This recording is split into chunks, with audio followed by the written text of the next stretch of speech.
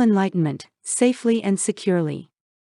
At such a time as a bodhisattva makes all beings an object for one's thought of friendliness, and with this highest friendliness ties oneself to these, at this time one rises above the factiousness of the defilements and of Mara, one rises above the level of Sravaka disciple and Pratyabhuddha, and one abides in this concentration on friendliness. This is not one who has attained the extinction of the outflows, yet achieves a complete consummation of emptiness, which in this case is endowed with these highest perfections. At such a time as a bodhisattva dwells in this concentration on emptiness, which is but one door to freedom, one yet does not dwell in concentration as signlessness, nor does this one realize concentration on the signless. This is just like a bird which on its wings courses in the air. It neither falls to the ground, nor does it stand anywhere on any support. It dwells in space, just in the air, without being either supported or settled herein.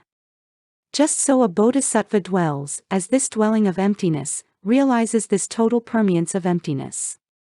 Just so this one dwells as this dwelling of signlessness and wishlessness, and such comes to be revealed as this specific consummation as signless and wishless.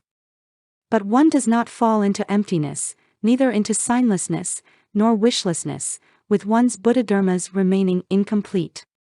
It is as with a master of archery, strong, well-trained, perfectly trained in archery. He first shoots one arrow upwards. He now sends after this another arrow, which checks the fall of the first. By a regular succession of arrows he would not permit that first arrow to fall to the ground, and that arrow is kept in the air until he decides it falls to the ground.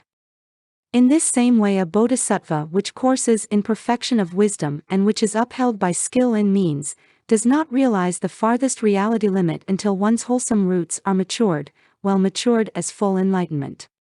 Only as one's wholesome roots are matured, well matured as full enlightenment, does this one realize this farthest reality limit.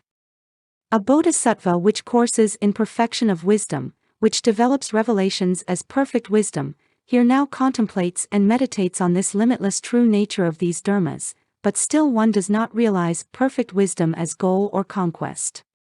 Such as these come to exude wise, or purely natural, humility. Doors to deliverance and vows about beings. Subhuti, a doer of what is difficult is the bodhisattva, a doer of what is most difficult, as one courses and dwells as emptiness, one enters into this concentration as emptiness, and yet does not realize any reality limit. Exceedingly wonderful is this, O well gone. The Lord, so it is, Subhuti. For the bodhisattva does not abandon beings. We have made these special vows to reveal this process to freedom from defilement and obscurations to Buddha nature for themselves, for all beings. As the mind of a bodhisattva forms this aspiration not to abandon beings but to set this freeing technique and process in front of these beings, and in addition one aspires as this concentration on emptiness, signlessness, wishlessness, this being the three doors of deliverance, such a bodhisattva is known as one which is endowed with skill and means, and does not realize any reality limit midway, before Buddha-dharmas are complete. It is just this skill means which protects such a one. Any thought of enlightenment, for a bodhisattva, consists in just this fact: one does not leave beings behind. As one is thus endowed with this thought of enlightenment and with skill and means, one does not midway realize any reality limit, hereby stopping as any result of anything whatsoever. In addition to this, as a bodhisattva either actually contemplates these limitless stations, being the three doors to deliverance, or aspires to contemplate these, in this mind one forms this following aspiration: for a long time beings such as these have a notion of existence, and course in apprehension of basis. Birth, life, death and any and all dharmas in between. As in realizing these coursings toward full enlightenment, Dharma only too naturally comes to be revealed and demonstrated to these beings so these too may forsake whatever erroneous views may be harbored about any basis. As a free agent one now enters this concentration on emptiness, on signlessness, on wishlessness. A bodhisattva revealing to oneself one's natural endowment with this thought of enlightenment and skill in means does not midway realize or give way to some reality limit. On the contrary, one does not lose concentration on friendliness, compassion, sympathetic joy, and impartiality. Upheld as skill in means, one increases pure dharma more and more. One's faith, etc., develops as keener and keener, one acquires siddhis, revealing to self and others the limbs of enlightenment, and this path. Here are 7 limbs: mindfulness, investigation of dharmas, vigor, tranquility, rapture, concentration, and even-mindedness.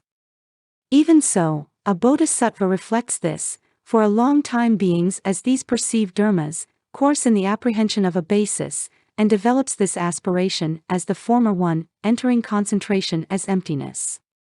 Also, one reflects this, as perceiving a sign, these beings coursed for a long time in these signs, and this one deals with this aspiration thusly, entering concentration as signlessness. And, a bodhisattva reflects, for a long time these beings are perverted by these perceptions of permanence, of happiness, of some self, of loveliness. This one now acts in such a way as Dharma is demonstrated so these may forsake these perverted views of any perception of permanence, of happiness, of self, of loveliness, and in order that these may learn this, impermanent is all this, not permanent, ill is all this, not happiness, without self is all this, not with a self, repulsive is all this, not lovely. Endowed with this thought of perfection of wisdom, and with the previously described skill in means, here and now taken hold of by perfect wisdom, one does not realize any reality limit midway, before all one's Buddha-dharma are complete. One dwells thus, and one enters on concentration as wishlessness, but one does not lose one's concentration as friendliness, etc. Upheld by skill in means, one increases more and more one's pure dharmas. Faith, persistence, mindfulness, concentration, discernment as the 5 faculties develop as keener and keener, and one acquires siddhis, the limbs of enlightenment, and the path. A bodhisattva raises the following thought: these beings for a long time are in the habit of coursing in the apprehension of a basis, and even just now these do so. These are for a long time in the habit of coursing in the perception of signs, in perverted views, in perception of material objects, in perception of unreal objects, in wrong views, and even now these continue to do so. Thusly it may be that these faults in each and every way may cease to be in these, and these faults come to be revealed as inconceivable in them.